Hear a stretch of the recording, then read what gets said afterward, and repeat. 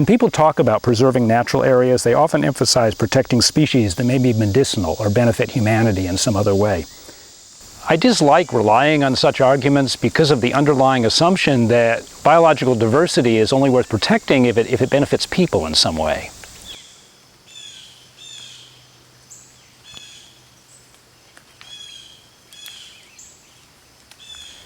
Although I'm a biologist by profession, my strongest motivation for protecting biological diversity is less a matter of science than of values. In my view, other species have as much right to exist as we do. And it is our responsibility as the dominant species on Earth to do what we can to protect them. That's what good stewardship is all about.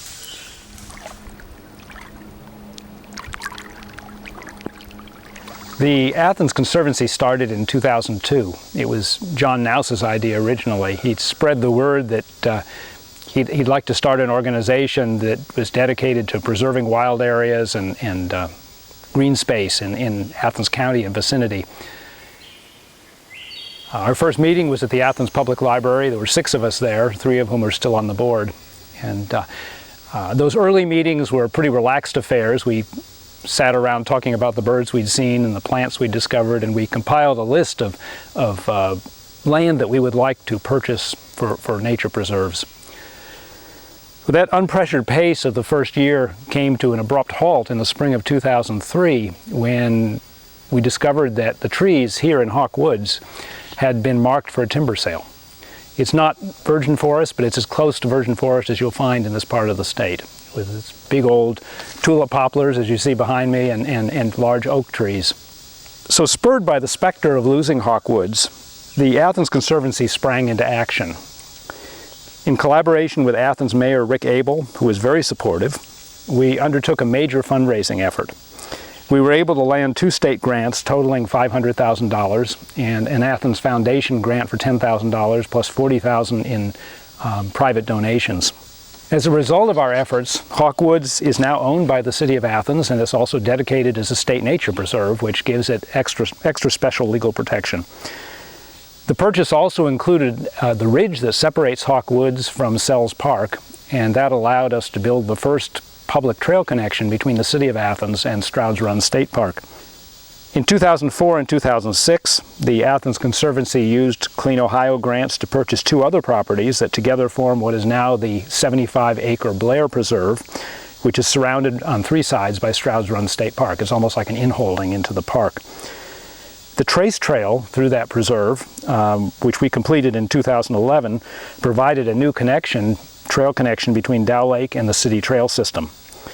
The Athens Conservancy also built and maintains a public backpacking campsite within the Blair Preserve, which is the only public backpacking campsite in the county. And I'm told the only free campsite in the county. In 2006, AEP, American Electric Power, donated 65 acres of mature forest bordering on the Hockhocking-Adena Bikeway.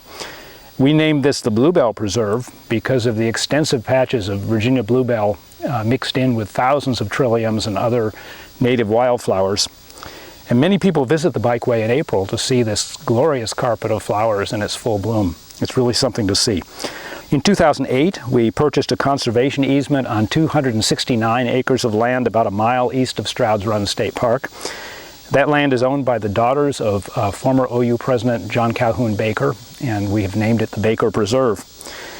We built 5 miles of trails there, which are open to the public, and the property also includes public access to the Hocking River for kayakers and canoeists and so on.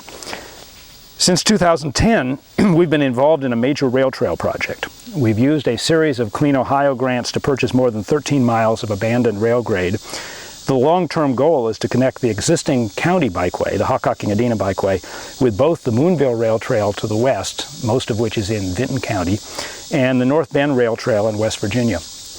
And this could eventually permit people to bicycle from Athens or Nelsonville all the way to Washington, D.C. via an existing system of trails in West Virginia and Maryland. The biggest piece that's missing in that whole trip is the piece in Athens County. It's an exciting prospect for trail enthusiasts, but it's a long-term project. Tourism in Athens County represents an over $30 million economic impact in our county, making it one of the largest economic drivers for us. And of course, one of the primary things that we promote to visitors are the natural assets and resources of the region. Our relationship with the Athens Conservancy goes back many, many years. And one of the things we love about working with them is their work in providing and conserving and preserving these natural resources for our local residents and visitors to enjoy. And we find that people get a lot of inspiration from natural resources. And we're very proud of our relationship with the Athens Conservancy and very proud to promote what they've done for our county. The biologically rich forests of Appalachian Ohio, such as you find in Hawk Woods that you see around you here, are a source of profound joy for me and for many other people. Experiencing wild places like this has a soothing and rejuvenating effect on me that's essential to my feeling of who I am and my place in the world. But sadly, this precious natural heritage is threatened. The most obvious threat, of course, is development, the building of malls and highways, housing, and so on. A less obvious but more insidious threat is invasion by non-native weeds. Rather than destroying the forest suddenly and completely like development does, they move in slowly, unnoticed at first, and spread like a cancer. They crowd out the native plants and in some cases poison them with chemicals produced in their roots and their leaves. And as a result, they change the composition of the forest floor, replacing the multitude of native species with a few highly competitive introduced ones. Because many invasive species have arrived recently, much of our local forest is still in good condition. For example, there are parts of some Athens Conservancy preserves where the flora is entirely native. And we have the opportunity to maintain the diversity of these high-quality forests through watchfulness. Hi, I'm John Naus, and as you can see, I'm rather soiled. That's because we have been up here working in the heat today at the Blair Preserve around the campground, controlling invasive non-native species.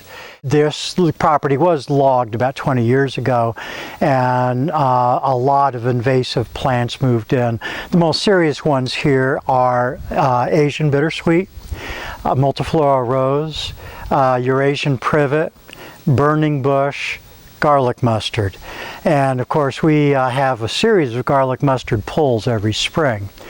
Controlling the invasive plants here around the campsite is there's a secondary plus to that, and that's improving the view from the campsite. For instance, there's a rock right over there, a beautiful big boulder that was completely invisible because of the vines around it. You could not see it. So in any case, the biggest reason we want to do away with the invasive plants is to allow the desirable and beautiful native plants the opportunity to recolonize. I'm Brian Blair, and this is the Blair Preserve owned by Athens Conservancy. I'm really honored that Athens Conservancy called this area the Blair Preserve, and I was glad that I was able to help out the Conservancy in purchasing this in-holding. This area here is an in-holding within some of the other Athens Conservancy lands and right adjacent to Stroud's Run State Park. The land was for sale on the open market, so anybody could buy it. And one issue with having lands that are desirable for purchase is the grants. The state grants or federal grants take a long time to get funded. And the seller typically wants to sell right now. And so I was able to help out in being sort of an interim owner of this land. I was able to purchase it and wait till the Athens Conservancy in the state of Ohio could work out some grants to permanently protect the land, and then the land was resold to the Conservancy and become permanently protected as part of this overall area. My name's Ann Bonner. I'm with the Department of Natural Resources, and I serve on the Clean Ohio Fund NRAC. That's the Natural Resources Assistance Council. And the Clean Ohio Fund was started in 2000. It was a referendum put on the ballot by the Taft administration, and it was overwhelmingly supported. It was one of those landslides where people said, hey, this is a great idea. We want to set aside bond monies to preserve land in Ohio. And that was really important because by the year 2000, Ohio was at its peak in development. In the 90s, the Farm Bureau statistics showed that 9 acres of farm and forest were getting bulldozed every hour in our state. And it was just a time when there was a lot of fears about land disappearing, and with that, our cultural, ecological, and natural heritage. So the Clean Ohio Fund is a great grant program, but they will give you 75% of a project in dollar value. That means a local community has to pony up 25%, and that can be very difficult for communities that don't have a lot of money because land is very expensive. But the Athens Conservancy and some of the other local nonprofit organizations have been so creative and so hardworking to come up with these match dollars and make these projects happen. They are the true leaders of our communities and truly working towards a green and healthy and sustainable future for our region. One of the challenges that the Athens Conservancy faced, especially when they started applying for Clean Ohio grants, was from decision makers that thought that by setting aside land, you would take it out of the tax base, and somehow that would be a drain on the community. And what we've learned, and through a lot of research and just through experience here, is that that's not the case. That these lands become very desirable, and people actually want to live near these lands. It makes those property values rise. It makes our community profile healthier. It makes our community look more appealing to outside companies that might want to invest here. So we found that by creating park space, we don't take land out of the tax base. We actually improve the tax base and make our community more competitive to the outside economic markets that might be interested. One way that landowners can support the Athens Conservancy, short of simply donating their property, is to offer to sell it at a price sufficiently below the appraised value that the difference in the price counts towards the required match for a Clean Ohio grant. And that's what happened with this property. This is the Poston Preserve. It's our most recent acquisition, and the Poston family offered us a very generous price on it, which made it possible to buy the property with a Clean Ohio grant.